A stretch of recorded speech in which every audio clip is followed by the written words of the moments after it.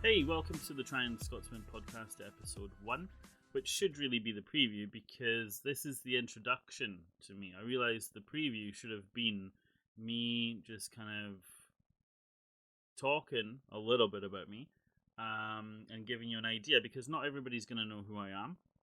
Don't worry, you haven't missed the bus. I am a nobody.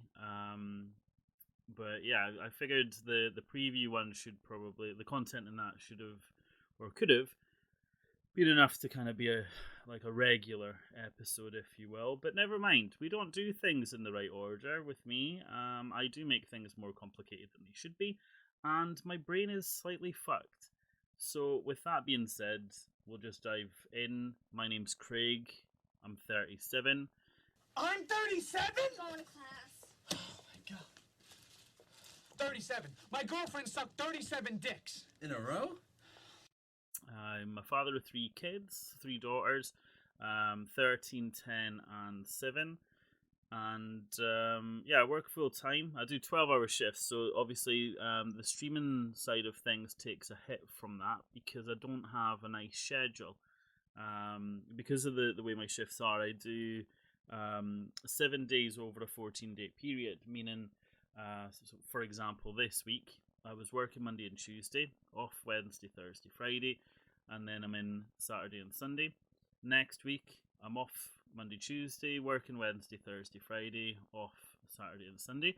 And, just as a little aside, the 9th, so next Saturday, we're looking to do a co-stream. So there'll be drinking and shenanigans, What the Dub, Jackbox, and whatever else we fancy.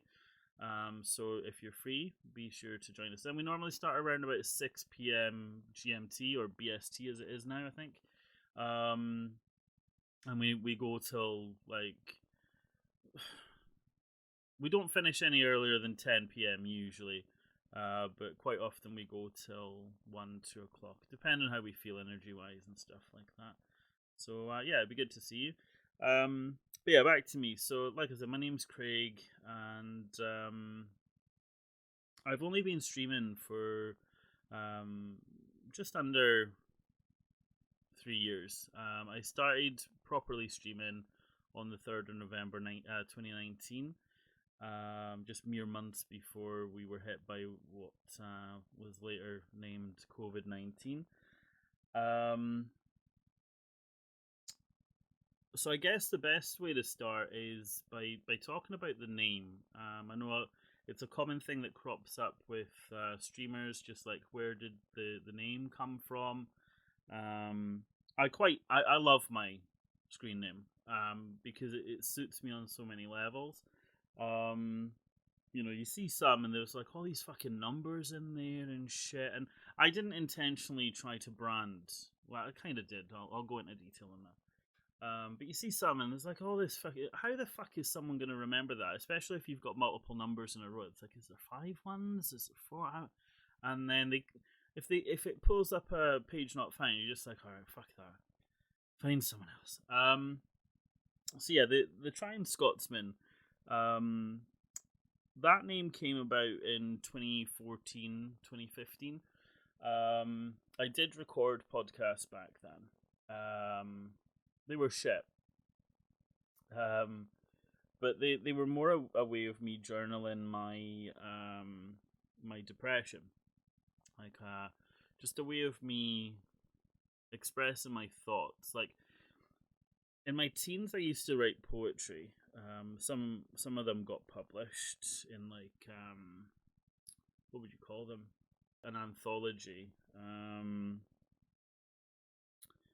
And I used to write a lot. Like I started loads of short stories and potential novel ideas that I never finished. I've got loads over the years that I've accumulated. Comic book scripts that I started. And I find it very hard to go back to. And I think that ties in with something else I'll mention in a bit. But there came a point where I hit like this inability to write. Like I can write, but what I mean is like kind of like writer's block, but like more permanent. And I guess I kind of lost my imagination. It feels like I lost my muse. So yeah, fast forward a good few years, and yeah, I started recording podcasts. But the first one I recorded with my eldest daughter. She was 5 at the time. Um, and because I found these and I haven't listened through them all. I started listening to the first one, and I kind of stopped because it was quite cute hearing the way she was speaking, because obviously she sounds so much different to how she does now.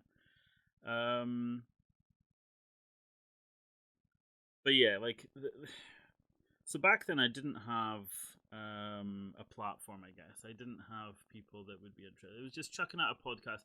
For me, it was more just check it out and see if anybody stumbles across it. Sadly, the wrong people seem to stumble across it, and I just got trolls. I think my issue was, and this is something I've come to realize with Twitch, my issue was that I figured friends and family, people that know me, they care about me and whatnot, they would want to listen, they would want to join in, they would want to watch. I don't mean that in a sexy way. Come on, for fuck's sake. Oh my. But like they would want to share in that, you know. And Twitch taught me that that's not the case. That's an assumption that is just so far from the truth. I think out of all my friends and family, maybe 4, 5 people bothered with me on Twitch or bother with me on Twitch. As in like pop in every now and again and say hello. I figured it would be an increase because I live hundreds of miles away from my family. So I figured, there'd be that. They haven't seen me in years. It's a good excuse to pop in, even if it's just to say hello and how are you doing and stuff like that. And the same with work. Like, I haven't seen people from work for over 2 years now.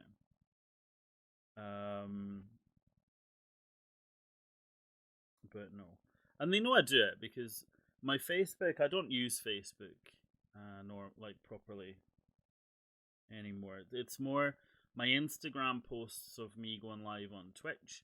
They automatically post to my Facebook, so they know where I'm at. They can come to me if they want, but they don't. But anyway, yeah. So obviously, I figured me talking about my depression and putting it out as a podcast was a way of them being able to hear what I've got to say without the burden of being, face to face with me and having to respond. And that's something that again ties in with why I love Twitch. That I kind of touched upon in the preview episode, but I think I got sidetracked because the confidence thing. The reason I can behave the way I can on cam is not because of my personality, I'm a completely different person or anything like that. It's because I can't see people looking back at me. So in my mind, like how they say if you're trying to give a public speech and shit, imagine the audience naked and it removes your inhibitions and shit like that. That's like my thing. So because I can see me on the camera, I can see people in the chat, but I can't see you looking at me.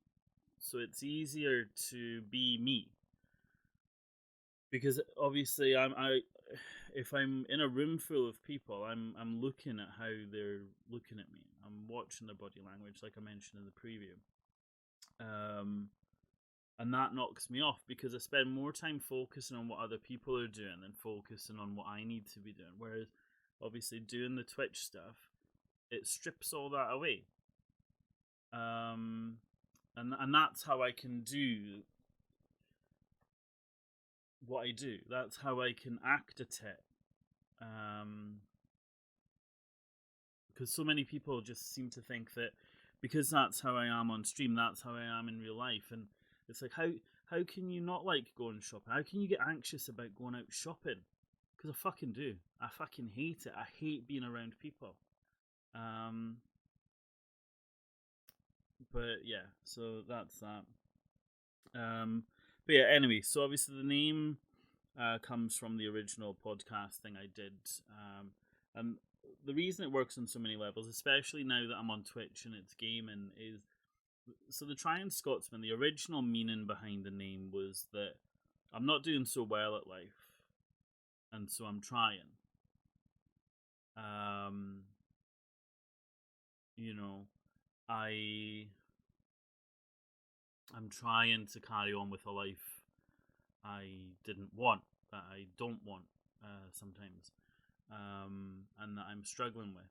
I'm struggling to reconcile. Now, I don't want to go too dark because, again, the initial recording I did that was meant to be episode 1 went a bit too deep, and I don't want to do that again. But I've spent a lot of my life wishing I didn't exist. I didn't feel like I should exist, and there's a reason why. I'll quickly go into it. The potential trigger warning, especially for anyone who's had complications during pregnancy, or lost a baby. So yeah, you might want to fast forward like a few minutes. So basically, when my mum was pregnant with me, and during labor, the umbilical cord was wrapped around my neck, and they wanted to perform a cesarean, but she refused. Partly, well, she wanted to have me naturally. She wanted to be able to have me the normal way, but she would have died otherwise, for sure, because my dad is a cunt, or was a cunt. He's dead now. It's fine. But he at the time he claimed he was a Jehovah. Now, Jehovah's Witnesses don't believe in blood transfusions, which of course is a massive fucking necessity when you're having something like that. So yeah, she would have died. Well, either that or they wouldn't have been able to carry on. I don't really know. They probably wouldn't have been able to continue with the operation otherwise. But yeah, so it's kind of like the alternate ending in Butterfly Effect, where you see the baby conscientiously strangle itself with the umbilical cord. That movie hit me because when I watched that, I wasn't in a good place in my life. I refused to believe I was depressed. I always said that I'm not depressed, I'm a realist. And to a degree I still believe that in some capacity. Because I've seen the world for what it is, and I've seen it's not something that particularly interests me. So when I saw that, it hit, because I was like, why the fuck didn't I do it? And that's a very selfish thought, because my mum would have been distraught if that had happened. But on the plus side, it would have meant that she maybe would have gotten out of an abusive relationship before it even turned abusive. Or, I don't know if it was abusive before I was born, certainly after. But anyway, that's the reason why I feel like I don't belong, because I almost died. Like, they couldn't find a heartbeat. The umbilical cord was wrapping around my neck. And for years I was like, so literally I've been spending most of my life, my teen life, wishing I wasn't here, and the opportunity was within my grasp before I even entered the fucking world. But anyway, so yeah, that's enough of the triggering stuff. So yeah, the trying side of that is the fundamental meaning of the name. But then, of course, I'm an annoying cunt, so I try your patience, and therefore it works on another level. But yeah, so it was like this kind of contrast of the two, and it basically summed me up. And obviously the logo, which wasn't a logo at the time, it was merely a drawing that a friend in work had done. He'd done caricatures of all of us. Like I've got one somewhere. It's in storage, but he did like a Darth Maul version of me, which was pretty cool. But yeah, so I took that image because it was pretty much perfect, I thought. And then added the text, and that became the logo that I've had since way back when. And obviously, then the podcast, I stopped it because I was just like, this isn't what I want. I need a co-host. I need somebody to bounce ideas off. I need to riff off them. I work better comedically. Like, I'm not a funny person, I don't think. Other people do, but yeah, I need someone else to. That's what makes me laugh, really, is me reacting to other people. That's when I find myself, like when I watch my clips back on Twitch, it's usually because I've said something, someone else has then responded, and then I've said something back. There's been an exchange, which then has led to something funny. I think, anyway. That's what the bulk of my clips are on like TikTok and Hover and whatnot, and obviously the ones I share on Twitter. So yeah, obviously the name got retired. I kind of focused more on doing the online business, which was Nerdgasm, as I mentioned before, doing Funko Pops and Play Arts Kai, Sideshow collectibles, and various other pop culture items. That got too much for me. So again, we're going to take a little bit of a dip. My mum passed away due to cancer. And then my youngest was born shortly after, literally days after.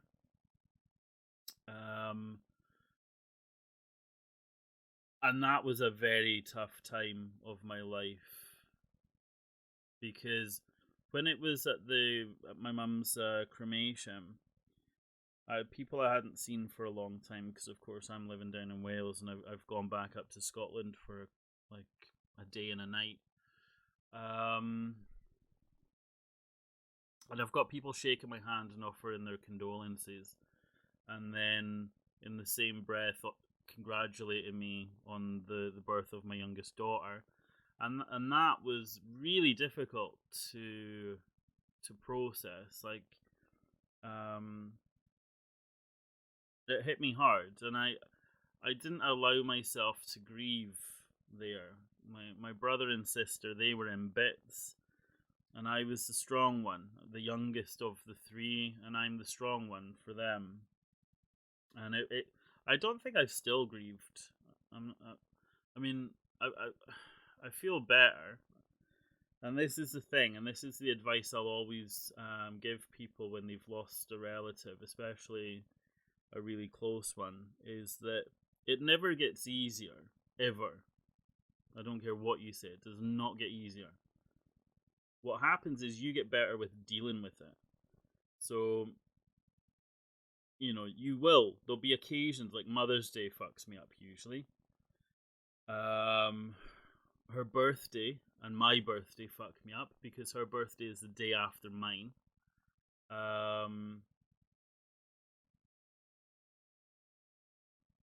And so coming up to my birthday, it's just a constant reminder. And then obviously my youngest daughter's birthday is a constant reminder. But I have gotten better with managing it. Like, normally on my mum's birthday, I would normally stay away from the internet. I would go dark, and I would just kind of silently exist. And then a couple of years ago, I decided to turn that on its head, and I was like, do you know what? You can't keep doing the same thing and expect a different result. I can't keep doing that and expect to feel better. And so I just carried on as normal. And it got to the point where I knew the date was there. It's not like I'd forgotten, but I was so well distracted that it didn't get me down. And it seems to have worked. I've probably just fucking jinxed myself, but Mother's Day is gone, and it's a little while till my birthday. So, um, but yeah, so that happened, and then I gave up the business because I couldn't cope doing a full-time job, obviously 3 kids, and then having selfish cunts. Because this is one of the podcast episodes I did. I was driving to Scotland for my mum's funeral, and just before I'd had a bit of a spat with this customer, because they were fucking me about. And I said, look, I've got your item, but I can't post it until I come back from Scotland because I've got my mum's funeral. That's all I said. I didn't play on it. I just mentioned I've got my mum's funeral because I felt like it's a good justification. It's not just me saying, oh, I can't get to the post office and some bullshit excuse. And they had a go, and they wanted a refund. So I gave them the refund, and then I relisted their item. It was... oh god, it was the shark from Sharknado. And I relisted it on Facebook, and they were like, "Are you fucking serious? We wanted that." I'm like, "But you nagged me for a refund. I gave you your money." I can't remember all the ins and outs because it was obviously during a bad time. But basically, they were shitty with me because I was going to my mum's funeral, and they gave me a bad review on somewhere, one of the Facebook Funko Pop collectible pages, and I disputed it. I was like, hang on a minute now, give the full story, because what they did was they edited some of the conversation that we'd had via email, and I was like, no, here's the full email. Because they were trying to paint themselves in a better light than me. They were trying to make it look like they were asking an innocent question, and I was kind of giving them a bit more of too much detail based on what they asked, kind of thing. And then everybody sided with me, and so I relisted it. I said, "Look, these people have fucked me off. Who wants it? Because I need to sell it." And that was that. But yeah, there was a rant of me talking about that issue, which again I'll listen through, and if it's if it's not too cringe, I might chuck it up as an extra upload. But yeah, I just had people like people that I know for a fact were lying, that they hadn't received their items, that they were damaged. Like the amount of bubble wrap I put on stuff, there's no way they could be damaged unless you fucking did it yourself. And yeah, I'd had enough of people chancing it. Like the way the business worked for me, I didn't put that much cash in. So I started it off as buying 6 Harley Quinn Funkos. I bought a pack of 6 from the supplier, turned a profit, and then I bought 2 boxes of another Funko Pop, which I think was just like a regular Batman. So I had 12 Batman that I sold. I took the profits from that and I bought 4. And then it just went from there to there. And then the only way I could get the business to work, because I found a new supplier, but they were bringing in from Germany. And in order to do that, I had to have like a minimum order of like £250. So what I resorted to doing was pre-listing items. People put their orders in. I then put that order to the supplier. I get the items in and then I ship them out. So they're like pre-orders. So I didn't have the buying power of Forbidden Planet and fucking pop in a box and stuff like that. And it wasn't a brilliant model, but I figured the more money I get behind, because basically any money that went into it and came out of it went back into it.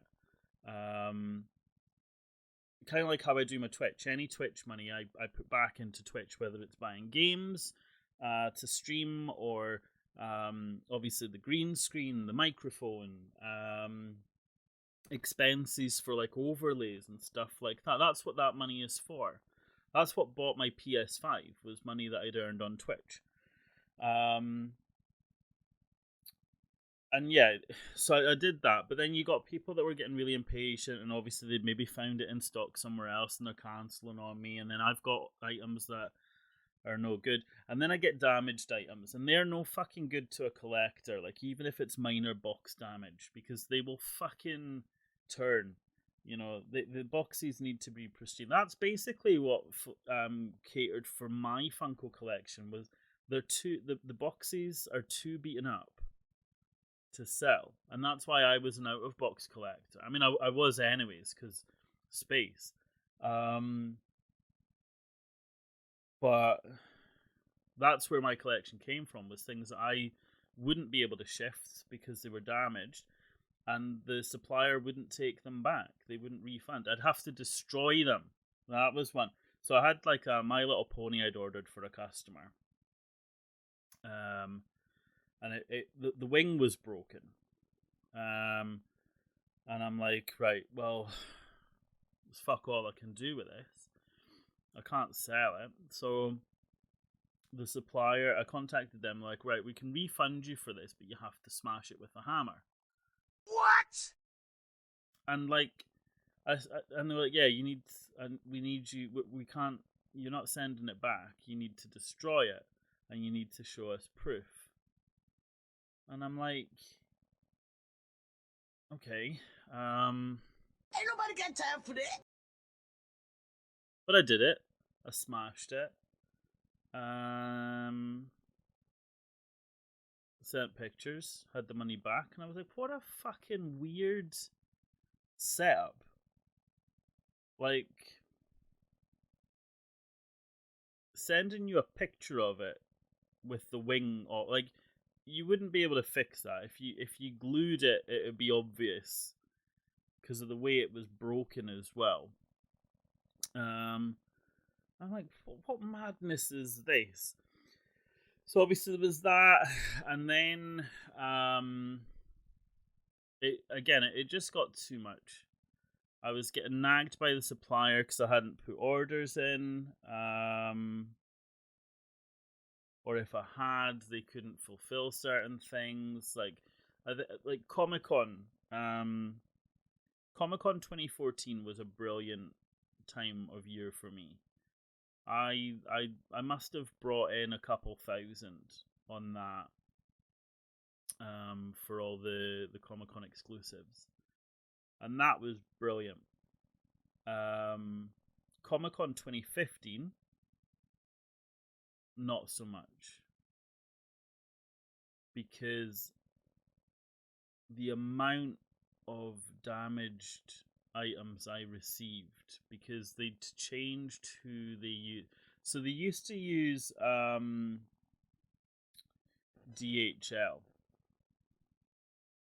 and I didn't know this, but later down the line, DHL was then taken under the umbrella of UK Mail, who are absolute cunts. But I don't know if this was around the time. I think they used TNT for this one, and I must have had about 70 Funkos, and I seem to remember like 42, because that's like the meaning of life, isn't it? 42 of them damaged, but because they're exclusives, you can't get any more. And so I had to cancel and refund so many people, and they were so fucked off because they were like, I could have fucking bought this from this place and blah blah blah, and it's all sold out and I can't get it, whatever. And that was the turning point where I was like, I cannot do that. I'm doing this all on my own, and I'm trying to, like, I spent my days off after 12-hour shifts, days off, fulfilling orders and taking them to the post office, and having issues with the post office because I've got so many I've got to do. Like, I used their drop and go service, so basically you fill in the manifest and all that, but you couldn't top up the drop and go card online, so you had to stand in the queue to do it, and I didn't have fucking time for that. So then it's like, oh, we haven't sent these because you didn't have enough funds on your card. And I'm like, oh, for fuck's sake. So half of them haven't fucking gone when I said they've gone. It's a fucking joke. And yeah, I was just like, I've had enough. And so then obviously I go back to a normal life, carry on working, obviously my kids, gaming in my free time. And then it was probably, I don't know what date it was. I could probably tell on my YouTube because one of my videos on YouTube. I'll try and find it now real quick actually. Yeah, so my most popular so it was a trivia murder party. It's had over 4,000 views, and it still gets them. I don't know how people are still finding it because that should probably be buried. But then again, that went up on the 31st of October, 2019. And then I think on the 1st of November I tried a Twitch stream. Around about, yeah, I think, well, it was around about then, maybe before November, but you know, within a day or two of it happening, that one happening, to compare. And YouTube was the one that we got more people involved, because obviously it's easier, I think, with YouTube because most people have a Google account, most people are on YouTube, whereas Twitch is a bit more sort of niche in comparison for stuff like this. And then I did a Twitch stream. Sorry, I did a YouTube stream of Apex because that was what I was playing at the time, and that was all right. And then I tried Twitch, and for that I got more. Like, I only had maybe 3 or 4 people, but this is my first ever Twitch stream. And I thought it went really well. And that was the deciding factor on me being a Twitch streamer. So officially, I started on the 3rd of November because I was like, right, I'm not going to use YouTube. I'm going to use Twitch, and that was that. And of course, the name pretty much came to me. I wasn't forward thinking. Literally, there wasn't that much thought that went into it at all. I just figured I'm gaming. I'm not very good. I'll be dying a lot. Because I had thought maybe the retrying Scotsman. But then I thought, I think maybe character count was a factor, but also I thought, nah, I've already got the thing. Like, my website was thetrying.scotsman.co.uk, which I'd kept going anyway. So I was like, fuck it. That's the name. And that's how it's always been. And I think unless something major happens in my life, that's pretty much how it's gonna stay.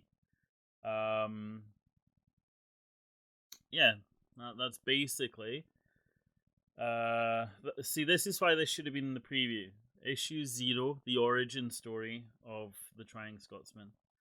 But yeah, I think I've waffled on enough as it is. Obviously, if you guys have any questions, you can email me, Craig at thetrying.scotsman.co.uk, Trying Scotsman on Twitter, The Trying Scotsman on TikTok and Twitch, of course. And yeah, I've been dying to record a new episode, and today I've technically done 2. The issue is the other episode took just such a turn. Like, I did not expect it. I was just talking away. Like, I can't even blame someone else for sidetracking me. I don't have a co-host. It's me. I'm the problem. But yeah, I'm hoping, like, what I might do is just take part of that recording and put it out as like like a standalone kind of snippet. I won't use the full 40 minutes or whatever length it came out to be. I don't think I can integrate it into this episode. It would be pretty cool if I could try and keep the recordings around about 37 minutes in length. Just because, keep a theme.